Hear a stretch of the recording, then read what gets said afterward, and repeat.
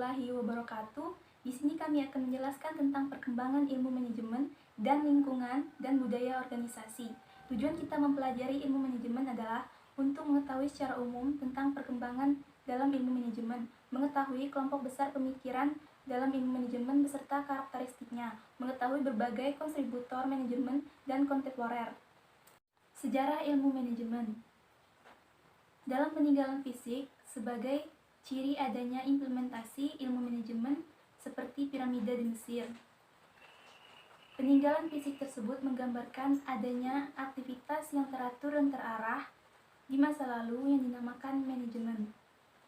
3 pemikiran terdahulu tentang ilmu manajemen. Yang pertama, perspektif manajemen klasik. Yang kedua, perspektif manajemen perilaku. Yang ketiga, perspektif manajemen kuantitatif. 4 gagasan ganti manajemen. Yang pertama, kerjasama yang saling menguntungkan antara tenaga kerja dan pimpinan. Yang kedua, seleksi ilmiah tenaga kerja atau organisasi. Yang ketiga, sistem insentif untuk merangsang produktivitas tenaga kerja dan organisasi. 4. Penggunaan instruksi-instruksi kerja yang terperinci. Baiklah, saya akan melanjutkan penjelasan materi dari Susan Amelia. A. Kesimpulan mengenai perspektif manajemen klasik terbagi menjadi 2, yaitu 1. Kontribusi manajemen klasik ada 5. 1. Spesialisasi pekerjaan. 2. Studi mengenai masa dan beban kerja. 3. Metode ilmiah dalam manajemen. 4. Dikenalnya fungsi-fungsi manajemen. 5. Prosedur dan birokrasi. 2. Keterbatasan manajemen klasik, yaitu kurang memperhatikan aspek kebutuhan dari pekerja seperti motif, tujuan, perilaku, dan sebagainya. B. Perspektif manajemen perilaku terbagi menjadi 4. 1. Menurut Hawks-Mansberg 1863 sampai 1916, yaitu pentingnya pemahaman psikologis khususnya motivasi para pekerja.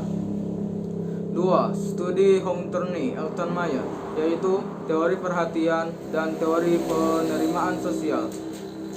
3. Teori relasi manusia, yaitu hierarki kebutuhan dari Abraham Maslow dan teori X dan Y dari Douglas McGregor. 4. Teori perilaku kontemporer, yaitu perhatian pada perilaku pekerja yang disebabkan oleh faktor psikologis, sosiologis, antropologis, dan sebagainya, dan melahirkan konsentrasi ilmu perilaku organisasi. C. Perspektif manajemen kuantitatif ada 2. 1. Kelompok manajemen sains. 2. Kelompok manajemen operasi. D. Teori manajemen kontemporer. 1. Perspektif sistem dalam manajemen. 2. Perspektif kontingensi dalam manajemen. E. Perspektif sistem dalam manajemen. 1. Sistem terbuka. 2. Subsistem. 3. Sinergi dan entropi. Terima kasih. Baiklah teman-teman, saya Siva Ariana akan menjelaskan bagian materi dari lingkungan dan budaya organisasi, yang dimana kita tahu sendiri bahwa organisasi adalah suatu wadah untuk memproses kegiatan aktivitas perusahaan. Organisasi itu sendiri mempunyai fungsi sebagai transformasi dari input menjadi output. Dalam proses ini, input dan output yang saya maksud adalah kegiatan di luar organisasi. Lingkungan sangat berpengaruh menjadi faktor pendukung maupun penghambat pada kegiatan organisasi. Kegiatan organisasi akan merubah lingkungan maupun sebaliknya. Perusahaan akan melaksanakan kegiatan-kegiatan manajemen seperti perencanaan, perorganisasian, pengawasan, penggerakan, dan menggunakan sumber-sumber daya yang secara efisien untuk mencapai tujuannya. Maka dari itu, kita harus memperhatikan faktor-faktor luar organisasi. Faktor luar organisasi ini mempunyai kekuatan dan tekanan untuk mempengaruhi kegiatan organisasi-organisasi tersebut. Di sini, lingkungan organisasi dibedakan menjadi 2, yakni lingkungan internal organisasi dan lingkungan eksternal organisasi. Nah, di sini saya akan menjelaskan tentang lingkungan internal maupun lingkungan eksternal. Lingkungan internal terdiri dari pemilik, tim manajemen, para anggota dan pekerja, dan lingkungan fisik organisasi. Sedangkan lingkungan eksternal organisasi terdiri dari 3, yakni para pemasok, pelanggan, dan juga pesaing. Itulah bagian-bagian dari lingkungan di luar organisasi. Baiklah, saya akan melanjutkan materi yang sudah dijelaskan Siva Aryana.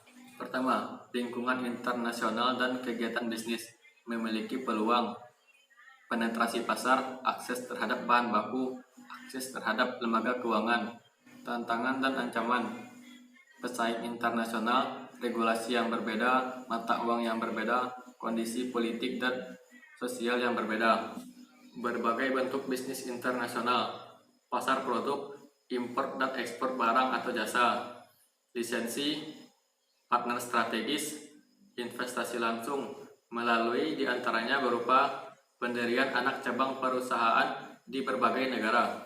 Berbagai faktor yang terkait dengan bisnis internasional. Pertama, kontrol perdagangan internasional. Contohnya, tarif dan kuota. Kedua, komunikasi ekonomi internasional. Contohnya, Uni Soviet, WTO, AFTA, dan NAFTA. Ketiga, perbedaan budaya antar negara.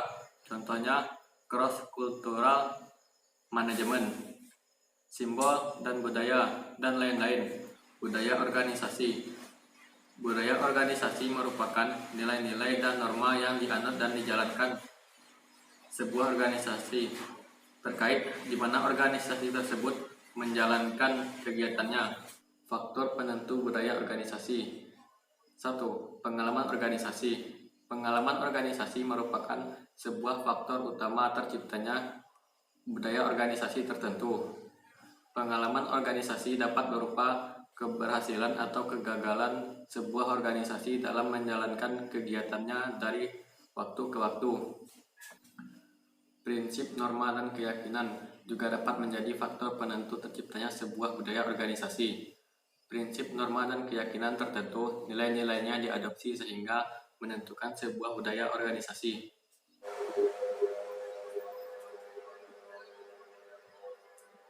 Demikian akhir dari materi kita. Semoga bermanfaat bagi kita semua. Saya akhiri. Wabillahi taufiq wal hidayah. Wassalamualaikum warahmatullahi wabarakatuh.